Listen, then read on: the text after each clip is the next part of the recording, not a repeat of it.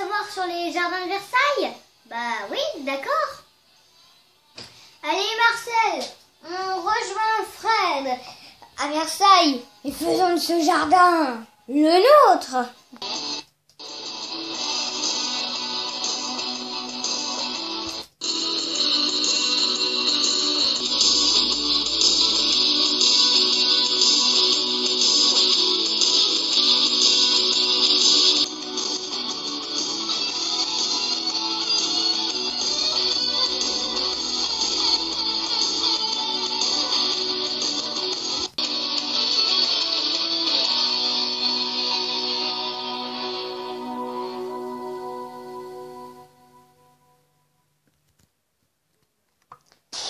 Oh là là là là. Mais qu'est-ce qu'il fait? Il n'est pas dans le visio. Non, il n'est pas là. Ah bah t'es là. Bah il était temps. Bon, alors, qu'est-ce que tu veux que je te dise? Ah, où est-ce que c'est Versailles? Je vais chercher la maquette. Pas de problème. Bon, c'est bon. Vous êtes bien prêts pour les explications? Versailles, ça se trouve ici, là, sous mon doigt. Paris, ça se trouve là. Donc Versailles, ça veut dire qu'il se trouve au sud-ouest de Paris. Bon, et Fred, dans le sud-ouest de Paris, il y a Versailles, le château de Versailles, il y a les jardins de Versailles, mais Fred, lui, il est beaucoup plus difficile à localiser. Fred?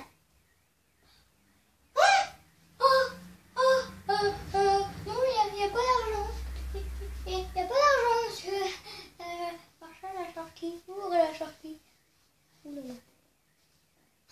Jamie, tu te fais cabrioler? Oh, mon Dieu, ça l'aggrave. Hein. Comment le château de Versailles est né? Alors d'abord, il faut savoir qu'un jour, Fouquet, qui avait son château, eh bien, il a invité sa cour, qui était déjà présente, et Louis XIV à une fête à la cour. Seulement Louis XIV, après cette fête, soupçonna Fouquet de voler les caisses de l'État. Du coup, il le fit mettre en prison et c'est là que Louis XIV décida de se faire construire le château digne du plus grand roi, le Louis XIV, le roi Soleil aussi.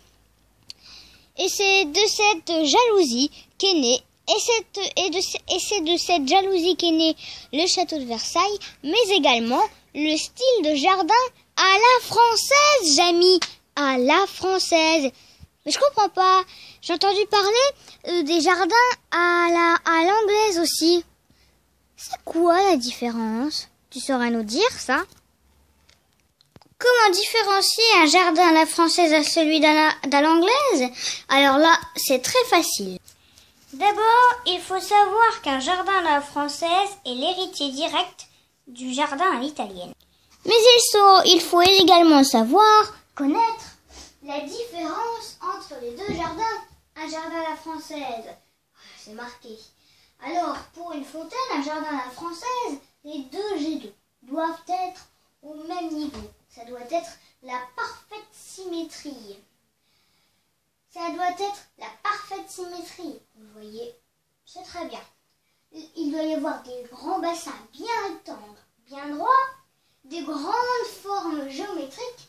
Et parfois, avec ces formes géométriques, on peut même y faire des petits labyrinthes avec des surprises dans leur centre.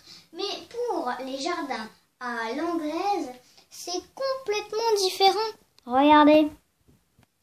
En revanche, un jardin à l'anglaise, c'est complètement différent. Regardez.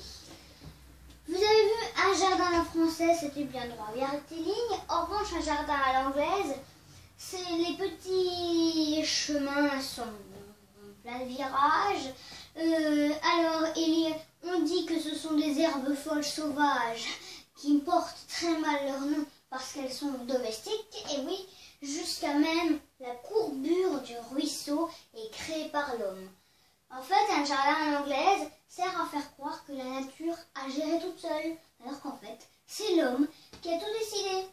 Eh ben, on croirait vraiment pas. Hein. Je vous le dis, on croira. Si je vous l'aurais pas dit, vous n'aurez pas su ça. Hein.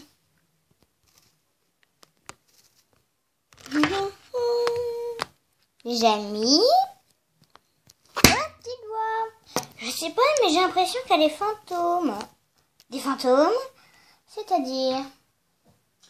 Moi, je dirais des fantômes qui géreraient l'émission pour eux-mêmes. Ah!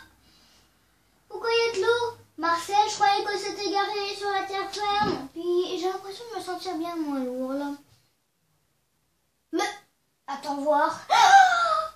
Marcel, on est à combien de mètres dans le bassin? Il commence à faire froid, il commence à y avoir des fuites là. Je sais pas nager, je vais mourir. Ah, c'était une blague. Merci Fred pour la blague. Et le jour où je te dirai que ta femme divorcera, ce sera une belle blague. Mais le jour où je te dirai que ta femme divorcera une deuxième fois, là, ce sera pas une blague. Ah ah. Oh Jamie, pourquoi tu parles comme ça? Bah parce que en fait la petite voix, je voulais te le lire. Bah, j'ai le cambrioleur. Il voulait viser le cœur pour que je meure, mais en fait, il a visé le trou de balle. Il a mal visé et c'est passé dans le trou de balle. Ça fait un peu mal, disons. Et j'ai failli me noyer dans une mare de sang. Parce que quand la balle est arrivée dans le trou de balle, bah, il y a eu un énorme jet d'eau qui a rempli le camion en même pas 2 secondes. Oh, Jamie, mais c'est grave, faut aller à la gendarmerie. Oh non! Je peux aller à la gendarmerie pour saigner des fesses quand même. Hein. Jamie, mais non, pas ça du tout. Tu vas aller à la gendarmerie pour dire qu'on a failli te tuer. Ah oui, c'est vrai. Mais bon, je vais me changer avant. Hein. Aïe. Mais c'est pas tout en fait. Il m'a pris esclave aussi. Je voulais pas vous le cacher, mais il fallait que je vous le dise. Il m'a pris en esclave. Maintenant, je suis son esclave. Je serai comme ça. À moins que j'aille à la gendarmerie comme ça et qu'on puisse me l'enlever et que je puisse témoigner. Allez, j'y vais. Oh, aïe, aïe, aïe. Aïe, aïe, aïe, aïe, aïe, dans les... Oh là là là. Aïe, aïe, aïe. Ouille, aïe. Ouille, ouille, ouille, aïe. Fait mal ce truc. Aïe, ouille, aïe, aïe, mais aïe. D'accord, bah merci pour votre témoignage, monsieur Jamie. Au revoir.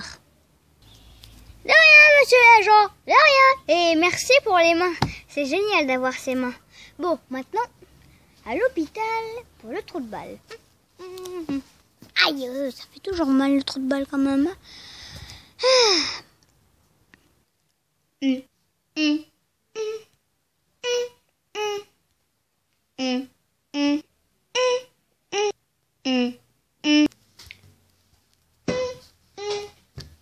Bah quoi qu'est-ce qu'il y a? Voilà, on peut couper hein. Au moment on doit pas tourner, je suis seulement en train de faire des maquettes. Et puis est-ce qu'elle me filme? Non, c'est pas Violet, elle me filme pas. Marcel, tu voudrais pas un peu dégager le paysage? On voit pas la maquette que je voudrais expliquer. Merci pour la chaise Marcel, mais tu peux pas faire un peu plus? Merci Marcel. Maintenant, je peux vraiment expliquer ma maquette est dans de bonnes conditions. D'ici, que voyez-vous? Alors, je vois un seau avec des petites abeilles et je vois une feuille blanche avec 2 petits rectangles avec des bêtes dedans.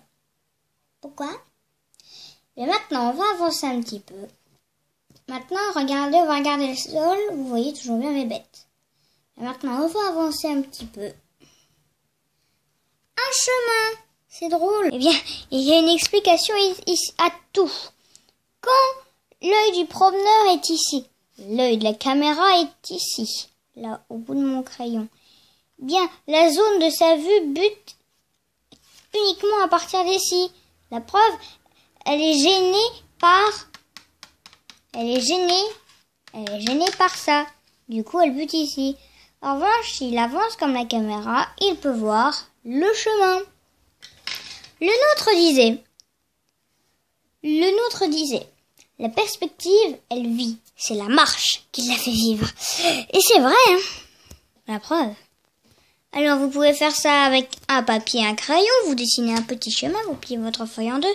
Vous mettez des cales en dessous pour faire une espèce de marche. Vous faites un petit chemin. Vous mettez des trucs, pas forcément ça, parce que tout le monde n'a pas ça.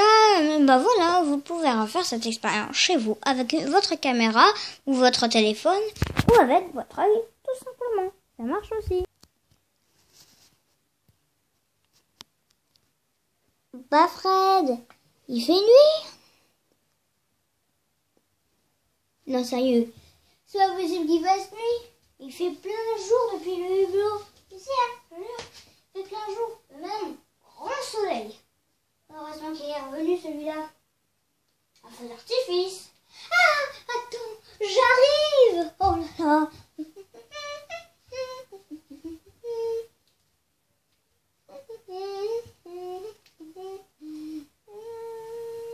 Mm-hmm.